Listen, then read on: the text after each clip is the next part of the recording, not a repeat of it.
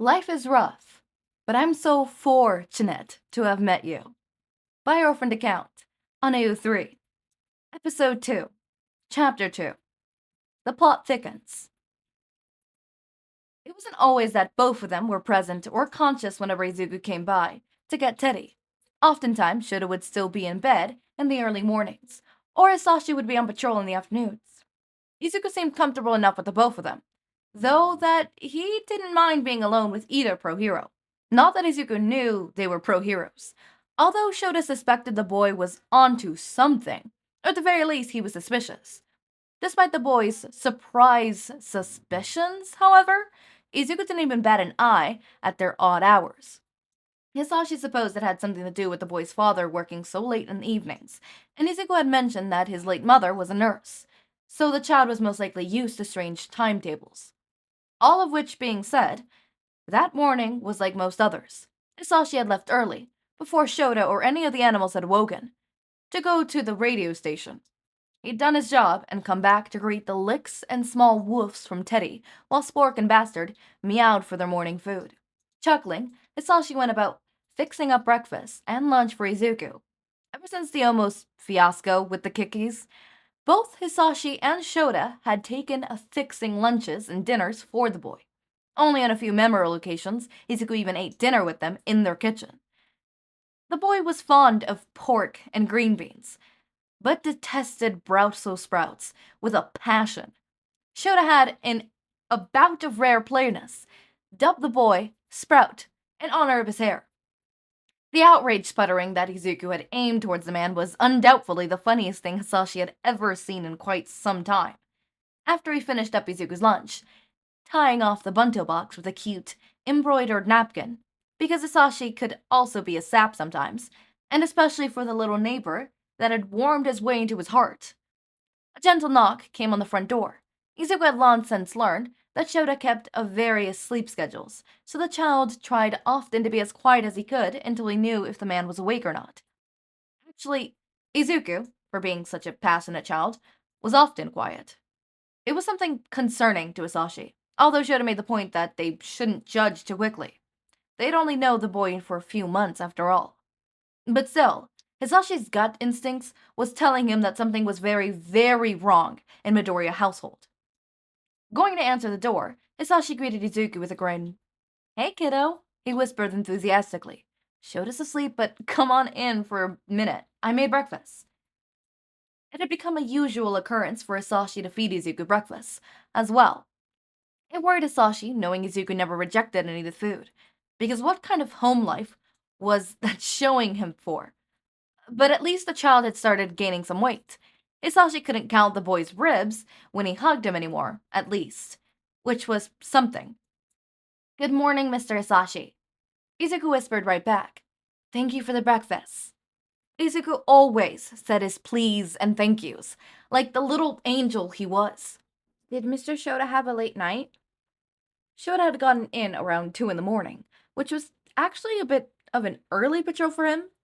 But 2 a.m. to an 8-year-old was ridiculously late, so Hisashi merely chuckled and nodded.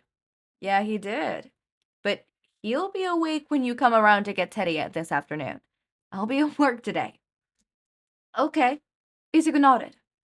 "Mr. Teddy and I wanted to try a new route today, through the running trail at the park we go to." Hisashi paused for a moment, then frowned. "Izuku, the nearest park is almost 3 miles away. Are you really walking that far?" It was a horrible distance for such a small child to walk, even if he did walk himself to school every day. And it took him across a majority of intersections. Well, it would explain why Teddy was so calm at home if he was walking more than 6 miles every day. But that meant that Izuku had to be walking over 10 miles a day, or around that much, because of his commute to school, which didn't even cover his normal throughout the day walking.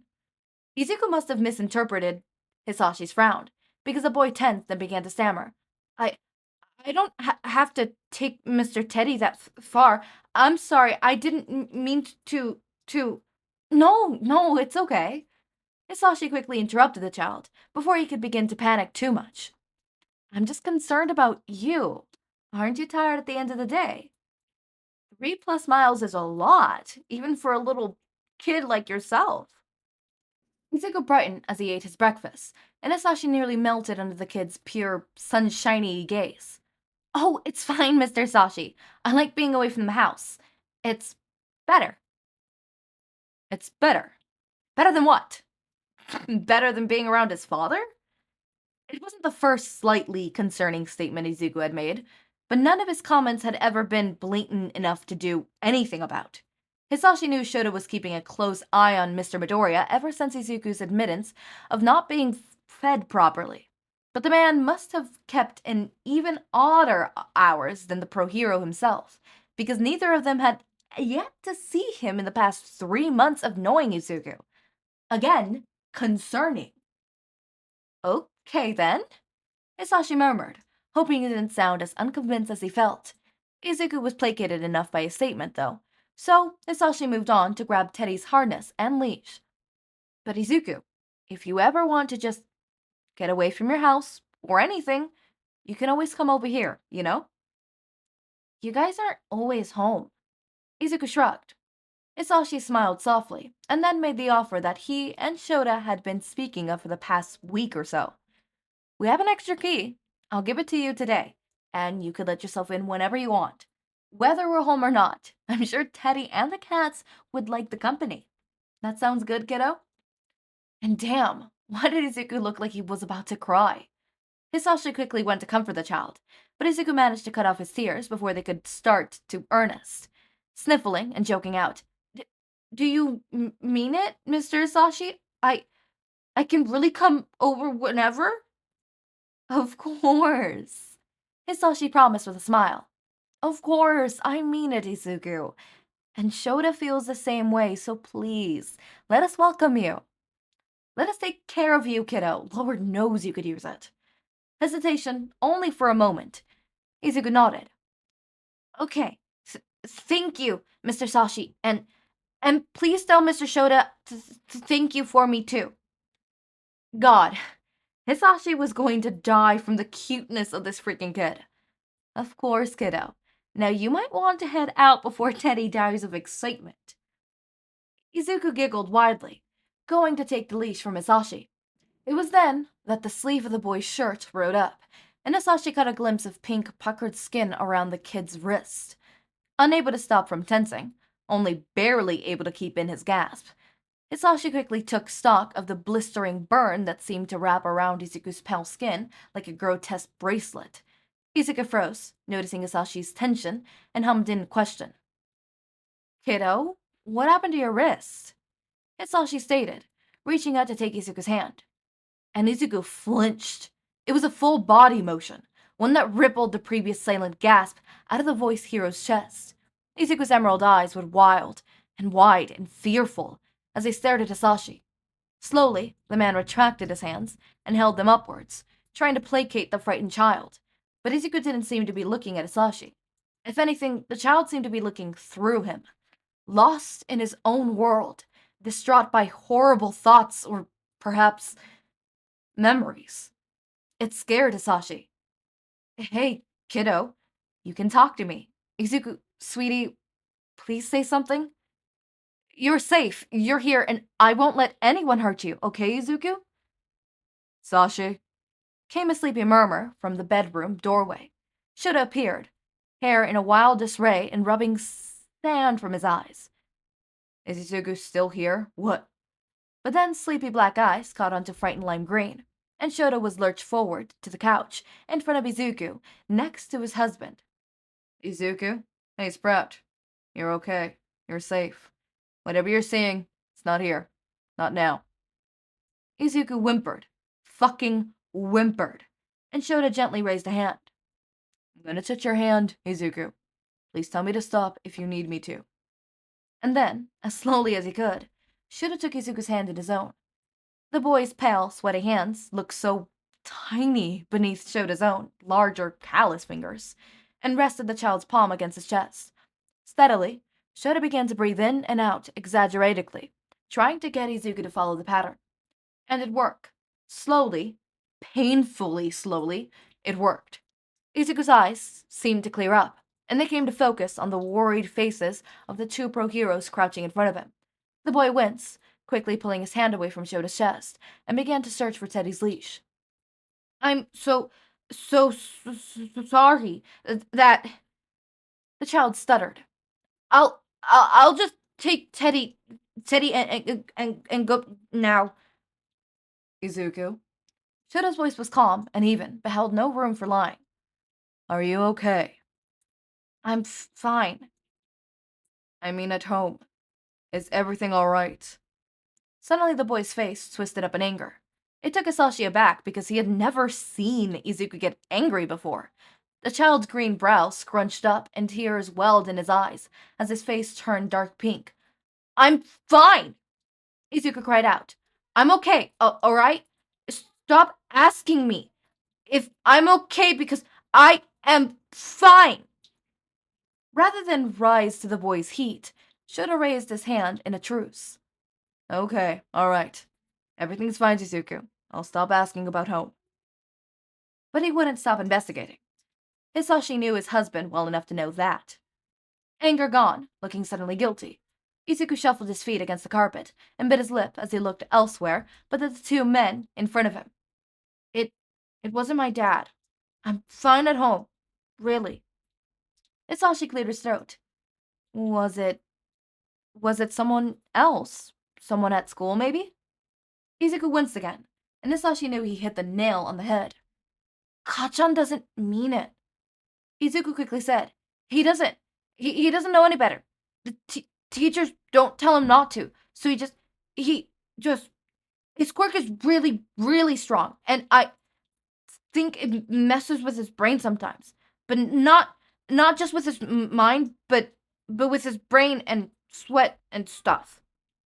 Izuku looked frustrated, grasping at his hair with a huff. It's hard to explain. This Kachan, Shota began. He's not a friend of yours, is he? He used to be, was the quiet reply. And boy, if Hisashi's heart didn't already break 5 times that day.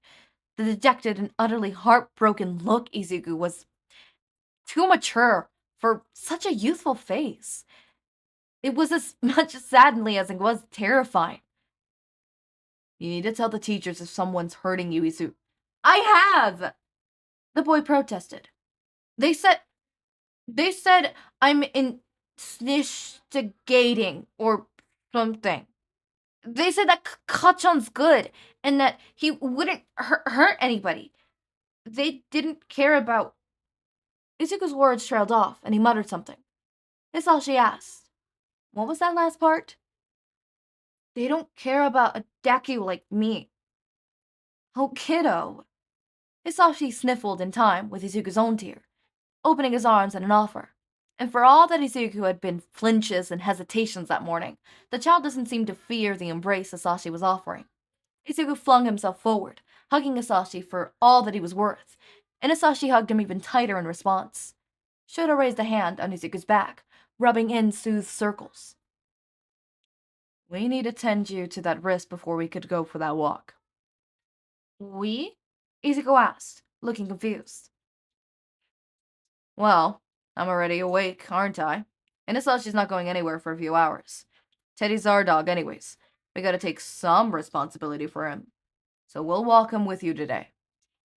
Like a switch being flipped, Izuku lit up and began rambling on about the new park route he wanted to take Teddy on.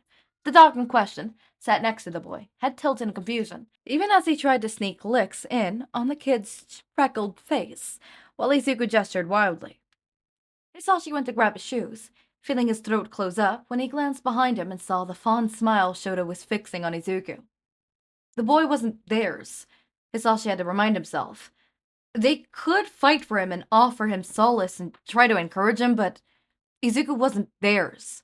He couldn't let himself forget that. Okay, alright. So, I don't have much to say because, as I said, I've already read this fic. So, not much to say. It's a really cute fic, I promise. We got some Izuku be running miles Izuku be walking. Yep. I have literally no extra stuff. So, the summary for the next chapter, chapter 3, is Shouta and Hisashi get a reality check when they come home to find a sick child curled up on their couch with their dog, featuring cameos from a few of your favorite pros. So, yeah, that one is a bit longer. That one's going to be around 21 minutes, 22 maybe. So, anyways, as always, my raindrops, make sure to eat, sleep, drink water, take your meds. Have a wonderful day or night. Link to my Discord server and socials are down in the description. Subscribe to see more of my content, and thank you so much for watching.